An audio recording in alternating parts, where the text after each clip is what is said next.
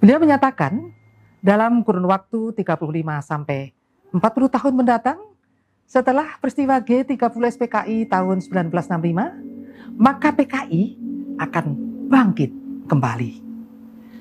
Jenderal Sarwoedi mengungkapkan bahwa caranya dilakukan PKI dengan jalan penyusupan di segala bidang melalui pemerintahan, partai politik, militer, dan budaya, seperti yang pernah dilakukan PKI sekitar 1950-1965. Kesimpulan itu menurut Pak Sarwoedi berdasarkan dokumen-dokumen yang berhasil disita dan hasil interogasi terhadap anggota PKI yang tertangkap saat operasi-operasi yang dipimpinnya. Ternyata apa yang terjadi? Kini telah muncul komunis gaya baru KGB di sekitar kita. Banyak ciri-ciri dari komunis gaya baru, namun dengan durasi yang singkat, kami sampaikan 3 ciri terlebih dahulu, yaitu memutarbalikkan fakta, berdusta, dan intimidasi. Yang pertama, kita bicara tentang ciri memutarbalikkan fakta.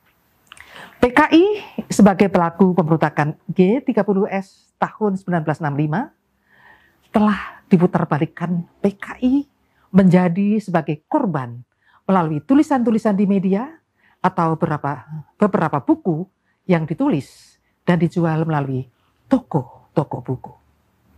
Ini merupakan pemilokan sejarah yang dilakukan pasca 1998. Memang kurikulum sejarah Indonesia pasca 1998 telah menghilangkan sejarah pemberontakan PKI 1948 dan 1965. Oleh karena itulah, para pelajar bahkan mahasiswa lebih percaya pada tulisan-tulisan yang mereka peroleh di media ataupun buku-buku yang ditulis oleh simpatisan PKI. Yang kedua, ciri berdusta. Berdusta atau berbohong sering dilontarkan para calon legislator atau para pejabat eksekutif. Seorang caleg dari partai tertentu berkampanye begini, nanti kalau saya menjadi anggota DPR RI akan mendorong pembebasan uang SPP di sekolah-sekolah. Setelah jadi, boro-boro ya bersuara seperti itu di DPR. Yang penting menang dulu dan bisa duduk sebagai anggota DPR. Masalah janji kan hanya sekedar janji. Kok gampangnya berdusta pada rakyat?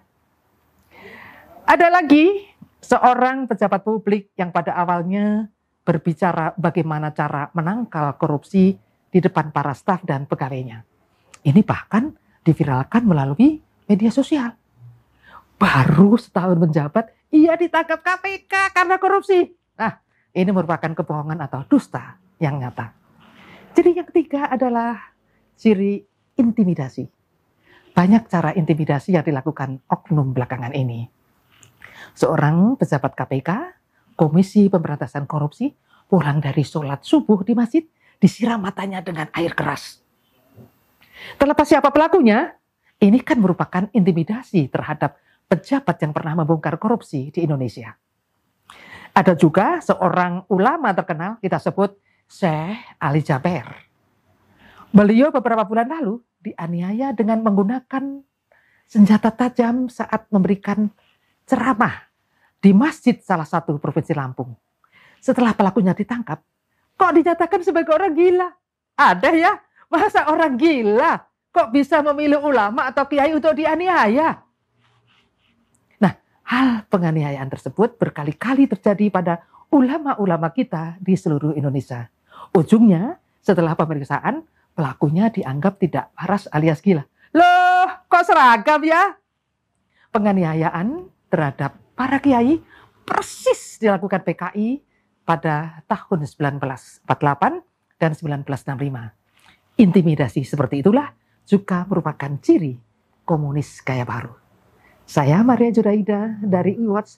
Sampai jumpa. Billahi taufiq wal hidayah. Assalamualaikum warahmatullahi wabarakatuh. Pancasila dasar negara, kobarkan semangat kita. pilihan